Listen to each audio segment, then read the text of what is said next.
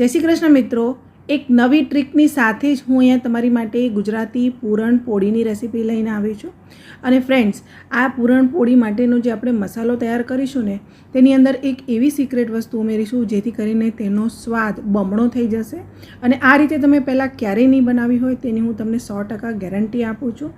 અહીંયા જો પૂરણપોળીનો મસાલો પણ એક સરખો એકદમ ફેલાયેલો રહે છે, પૂરણપોળી એકદમ સરસ ફૂલે પણ છે અને એકદમ સ્વાદિષ્ટ પણ બને છે. તો ફ્રેન્ડ્સ, આ પૂરણપોળીની રેસીપી જો તમને લોકોને પસંદ આવે તો વિડીયોને એક લાઇક ચોક્કસથી આપજો. જ્યારે પણ તમે વિડીયોને લાઇક આપો છો ને ત્યારે દર વખતે તમારી માટે ટ્રેડિશનલ વાનગીને નવી રીતે લાવવાનો અમારો પ્રોત્સાહન ઘણો વધતો હોય છે. આ વિડીયોને આખો જોયા બાદ તમારા ફ્રેન્ડ્સ ફેમિલી મેમ્બર સાથે શેર કરજો અને આવા બીજા નવા વિડીયોઝ જોવા માટે ચેનલને સબસ્ક્રાઈબ કરી બાજુમાં આપેલું બેલ આઇકન પ્રેસ કરજો.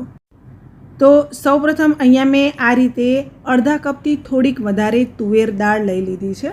તમે કોઈ વાટકીનું માપ પણ સેટ કરી શકો છો. અને આ તુવેર દાળને આપણે પાણીથી 2 થી 3 વખત સારી રીતે ધોઈ લેવાની છે. ત્યારબાદ આપણે તેને કુકરમાં ઉમેરીશું. અને અહીંયા આપણે દાળનું બમણું પાણી એટલે કે 1 કપ અને 2 ટેબલસ્પૂન જેટલું પાણી ઉપરથી ઉમેરી આપણે અહીંયા દાળને બાફવા માટે મૂકી દેવાની છે. કુકરમાં 3 થી 4 વિસલ વાગે ત્યાં સુધી આપણે તેને થવા દઈએ અને પછી ગેસને બંધ કરીએ. ત્યાં સુધી આપણે અહીંયા પૂરણપોળીની બહારની લેયર માટેનો લોટ બાંધી લઈએ. તો તેના માટે મેં 1.5 કપ ઘઉંનો લોટ લીધો છે. ઘઉંનો જે રોટલી માટેનો લોટ લઈએ તે જ લોટ લેવાનો છે. ત્યારબાદ તેની અંદર 4 ટેબલસ્પૂન બેસન ઉમેરીશું. બેસન ઉમેરવાથી પૂરણપોળીની બહારનું જે લેયર છે એ વધુ સ્વાદિષ્ટ બને છે. જો તમે આ રીતે પહેલાં ક્યારેય લોટ બાંધીને પૂરણપોળી ન બનાવી હોય તો એક વખત ટ્રાય કરજો. પૂરણપોળી તમારી વધુ સ્વાદિષ્ટ બનશે. અહીંયા મેં 4 ટેબલસ્પૂન સૂજી ઉમેરી છે. આનાથી પૂરણપોળીની બહારની લેયર ક્રિસ્પી બને છે. ત્યારબાદ અહીંયા ઘીનું મોયણ ઉમેરીશું. તો મેં આ રીતે 2 મોટા ચમચા ભરીને ઘી ઉમેર્યું છે. ત્યારબાદ આ લોટની અંદર આ રીતે 1 ચપટી જેટલું મીઠું ઉમેરીશું. આનાથી પૂરણપોળી વધુ સ્વાદિષ્ટ બને છે. એક વખત આ રીતે લોટ બાંધજો અને પૂરણપોળી બનાવજો, બહુ જ સ્વાદિષ્ટ બનશે. પાણી ઉમેરી મેં અહીંયા લોટ બાંધી લીધો છે. આ લોટને આપણે વધારે કઠણ નથી બાંધવાનો. આ રીતે મીડિયમ કઠણ લોટ બાંધી ઢાંકીને આપણે સાઈડ પર મૂકી રાખીએ. હવે ફ્રેન્ડ્સ, અહીંયા તમે જુઓ દાળ એકદમ સરસ બફાઈ ગઈ છે અને તેને ચમચાની મદદથી આપણે થોડુંક મિક્સ કરી લેવાનું છે. ચમચાની મદદથી જ આપણે તેને મેશ કરી લેવાનું છે. અહીંયા જો દાળનો દાણો થોડોક કાચો રહી જાય તો તમે તેને મિક્સરમાં ફેરવી શકો છો, પણ દાળ એકદમ સરસ બફાઈ ગઈ છે એટલે મેં ચમચાથી જ મેશ કરી છે અને એકદમ પરફેક્ટ કન્સિસ્ટન્સી છે. હવે આ દાળમાંથી આપણે અહીંયા પૂરણપોળીનો સ્વીટ મસાલો તૈયાર કરવાનો છે, એટલે કે સ્વીટ ફિલિંગ તૈયાર કરવાની છે. તો તેના માટે મેં અહીંયા અગારોના ફ્રાઈંગ પેનનો ઉપયોગ કર્યો છે અને 28 સેન્ટીમીટરનો આવે છે. આ રીતે ગ્લાસ લીડ સાથે આવે છે અને વુડન હેન્ડલ સાથે આવે છે. એકદમ મજબૂત હેન્ડલ છે જે ગરમ પણ નથી થતું. તો ફ્રેન્ડ્સ, અગારોનું આ ગ્રેનાઇટ ફ્રાઈંગ પેન જો તમારે પરચેસ કરવું હોય તો લિંક તમને ડિસ્ક્રિપ્શન બોક્સમાં મળી જશે. તો ફ્રેન્ડ્સ, આ ફ્રાઈંગ પેનની અંદર હું અહીંયા 2 ટેબલસ્પૂન જેટલું ઘી ગરમ કરવા માટે મૂકું છું. ઘી ગરમ થાય એટલે આપણે તેની અંદર 3 ટેબલસ્પૂન બેસન ઉમેરી આપણે તેને શેકવાનું છે. ગેસ ધીમો રાખીને આપણે આ બેસનને શેકી લઈએ. ફ્રેન્ડ્સ, તમે આ ટ્રીકથી ક્યારેય પૂરણપોળીનો મસાલો તૈયાર નહીં કર્યો હોય, બેસનને સુગંધ આવે ત્યાં સુધી ધીમા તાપે શેકવાનું છે.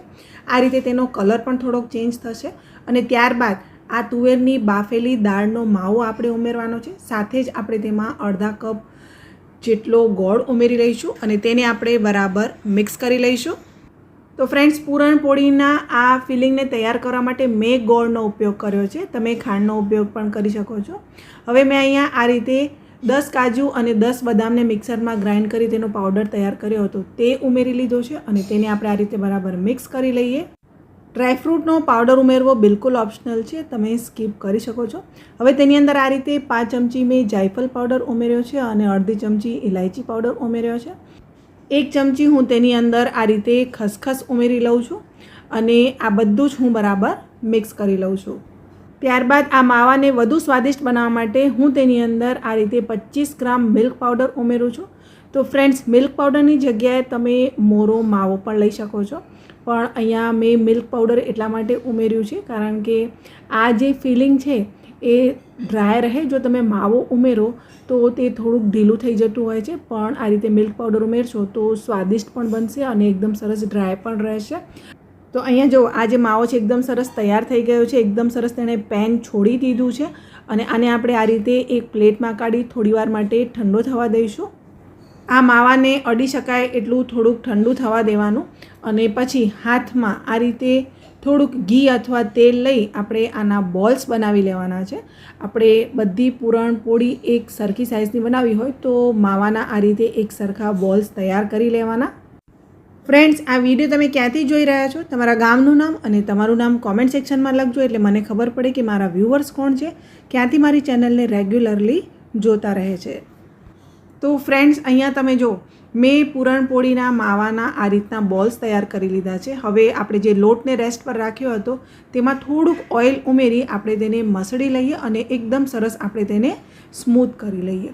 હવે જે પૂરણપોળીના મસાલાનો બોલ છે તેના કરતાં થોડીક નાની સાઇઝનો આપણે અહીંયા લોટનો લુઓ લેવાનો છે અને આ રીતે આપણે તેને વણી લઈશું અને ત્યારબાદ આ જે બોલ છે તે આપણે આ રીતે મૂકી અને પછી તેને આ રીતે પેક કરી લેવાનું છે.